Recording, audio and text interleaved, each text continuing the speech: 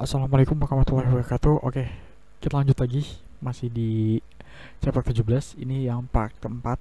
Nah, ini salah satu cara lagi untuk mengurangi moral hazard itu tadi, yang bisa mempengaruhi insentif untuk bekerja.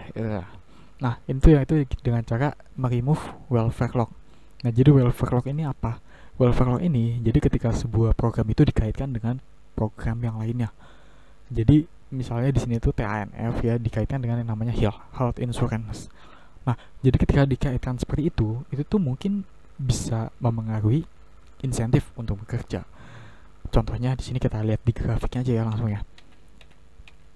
Nah, ini bisa dilihat sendiri di grafiknya itu ya, ketika dia tidak adanya welfare lock, maka dia itu budget constraint-nya itu A, B, D ke sini. Ini ketika tidak adanya welfare lock. Nah, ketika adanya welfare lock, maka dia budget constraint-nya berubah nih jadi A, B, E, F seperti ini. Oke. Nah, selanjutnya, misalnya di sini kita taruhlah indifferent curve-nya di sini.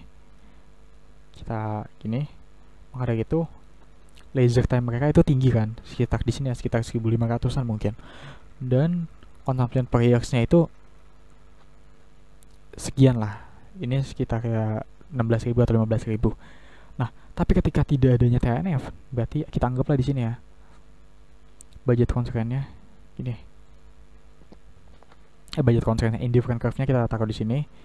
Nah, maka apa? Laser time mereka semakin sedikit kan. Tapi apa gajinya itu makin tinggi. Artinya apa? Orang itu akan lebih banyak buat bekerja supaya consumption-nya itu tinggi gitu. Maka dari itu kita harus remove yang namanya welfare lock ini. Kita itu harus remove welfare lock ini. Welfare lock itu tadi yaitu ketika sebuah program itu dikaitkan dengan program lainnya. Contohnya itu di sini TANF itu dikaitkan dengan health insurance gitu loh. Nah, jadi ketika adanya welfare lock itu ya ini dia itu budget constraint indifferent curve-nya di sini misal ya dengan laser time yang cukup tinggi dan pendapatannya yang di bawah daripada ketika tidak adanya welfare lock. Ketika tidak adanya welfare lock di sini indifferent curve-nya laser time-nya iya berkurang tapi consumption dia itu naik. Gitu loh. Jadi orang itu akan lebih milih ya ini. Bukan lebih milih sih, orang itu jadi akan lebih memilih untuk bekerja lebih giat dan mengurangi laser time-nya supaya itu consumption mereka itu tinggi gitu loh. Jadi untuk menambah insentif bekerja itu bisa dengan cara meremove welfare lock ini. Jadi gitu. Oke, kita lanjut lagi. Ini evidence ya di Canadian Self Sufficiency Project. Nah, ini jadi di Kanada itu kan terlihat bahwa adanya subsidi bagi mereka yang kerja dan mampu meningkatkan jumlah labor supply dari orang-orang tersebut. Jadi kurang lebih gitulah ini Kak, evidence-nya ini. Bukti empirisnya. Nah, ini change due to welfare programs, welfare reform. Ini ya. Jadi ini welfare reform, jadi reform yang pernah dilakukan. Nah, ini tadi jadi ujung pembahasannya. Jadi sebelumnya itu kan program tersebut ya, program welfare ini kan diberikan melalui matching grants. Nah, tapi sekarang itu diberikan itu melalui block grants. Artinya apa? Ketika diberikan melalui block grants, artinya tiap negara bagian itu harusnya mampu mengelola, mampu memanage block grant itu yang supaya bisa digunakan untuk welfare program yang tepat sasaran. Jadi gitu. Jadi dialihin nih. Ini reform yang terjadi ya. Jadi dialihin, tadinya itu kan matching kan, pakai matching grant buat welfare program ini. Nah, sekarang itu pakai block grants. Nah, tujuannya itu supaya bisa digunakan untuk welfare program yang tepat sasaran.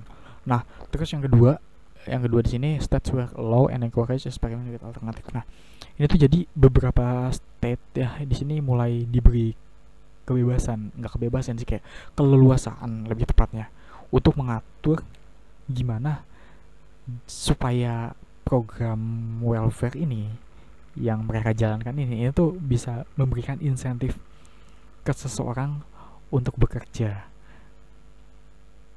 dan dengan tetap memperhatikan kualitas dari redistribusi yang diberikan. Jadi seperti itu. Nah, terus yang ketiga, time limits were imposed and welfare recipients. Nah, jadi adanya pembatasan waktu. Nah, ini dilakukan supaya disinsentif untuk supaya ada disinsentif. Jadi time limits ini dilakukan supaya adanya disinsentif untuk terus stay di welfare program itu tadi. Nah, terus yang selanjutnya work requirements were imposed on welfare recipients. Nah, jadi ini ada persyaratan kerja, dan yang selanjutnya ini new effort to limit unwed motherhood were introduced. Nah, ini jadi adanya pembatasan single mother nih, yang tidak menikah ya gitu, semacam itu. Oke, jadi pada intinya secara keseluruhan dari reform yang ada tadi, jadi program tersebut itu sukses atau enggak ya, bisa dibilang enggak sukses karena nilai spendingnya dari